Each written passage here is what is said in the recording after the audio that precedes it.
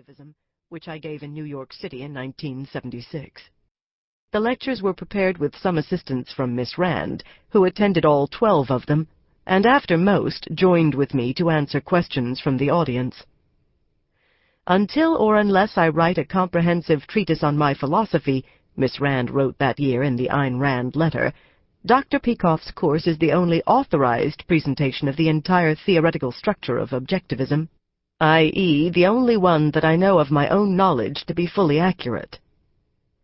In 1984, 8 years later and 2 years after her death, I began to revise the lectures for publication.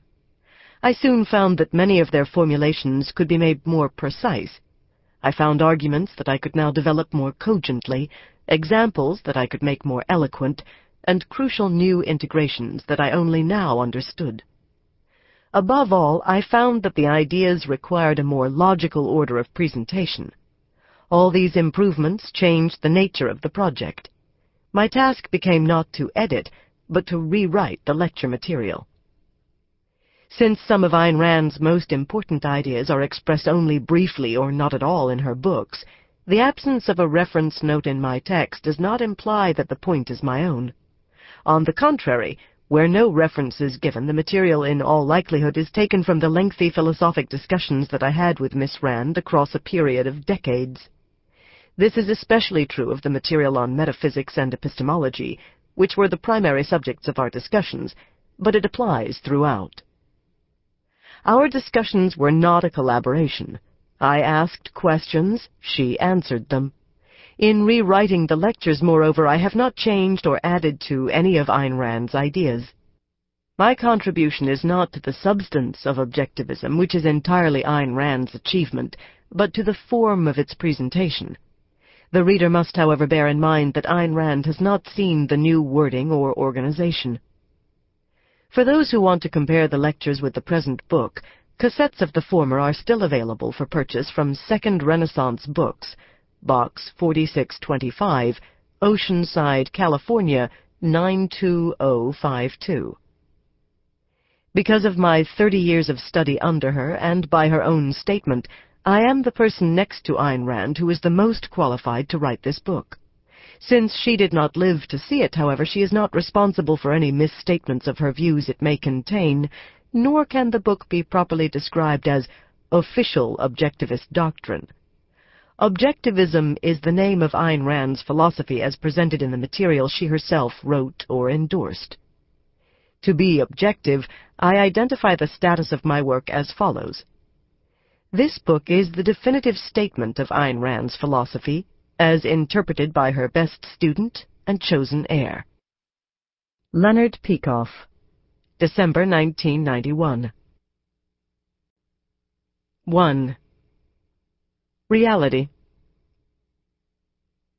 Philosophy is not a bauble of the intellect, but a power from which no man can abstain.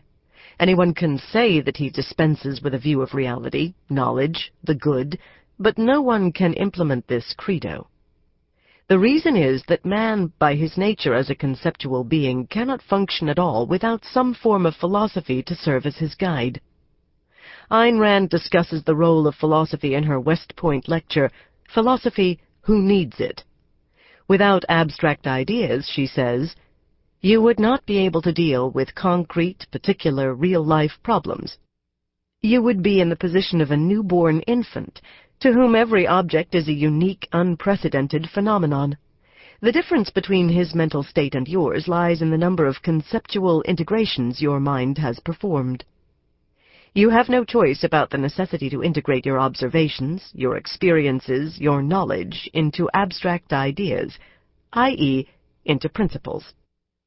Your only choice, she continues, is whether your principles are true or false, rational or irrational, consistent or contradictory. The only way to know which they are is to integrate your principles. What integrates them? Philosophy. A philosophic system is an integrated view of existence. As a human being, you have no choice about the fact that you need a philosophy.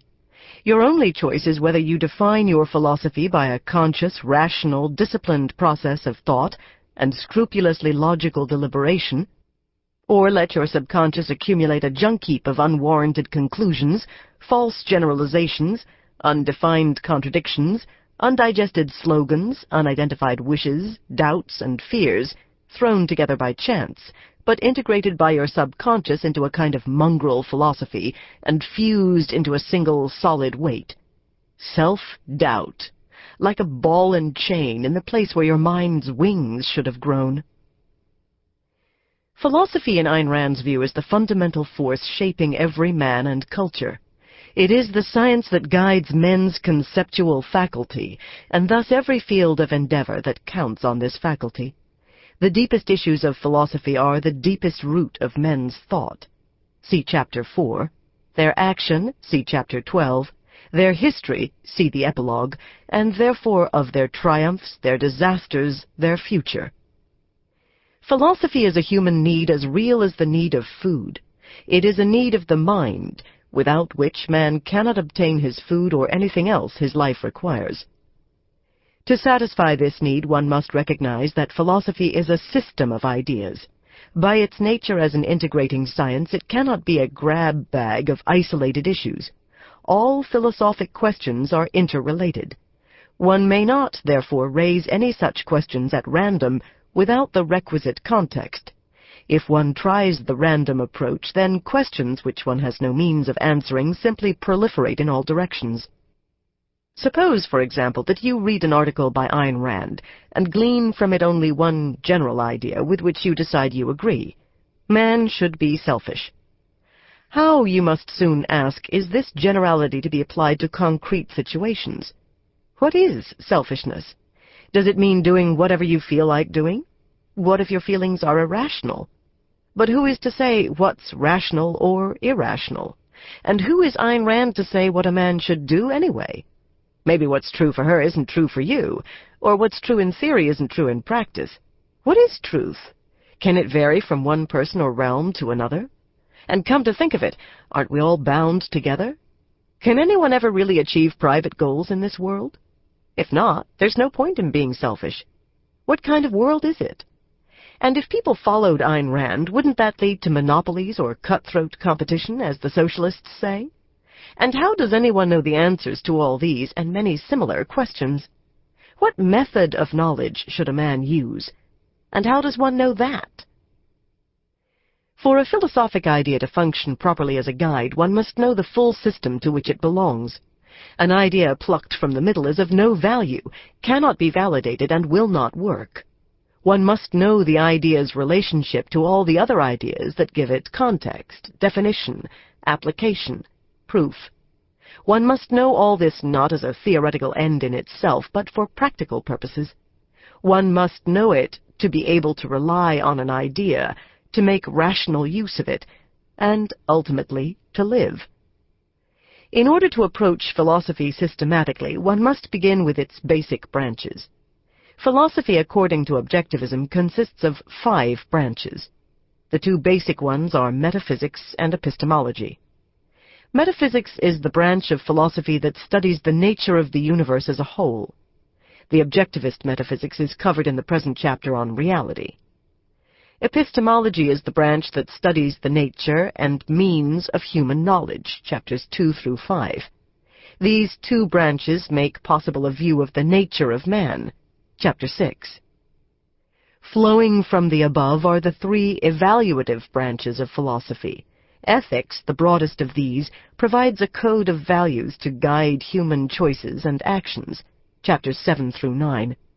Politics studies the nature of a social system and defines the proper functions of government, chapters 10 and 11.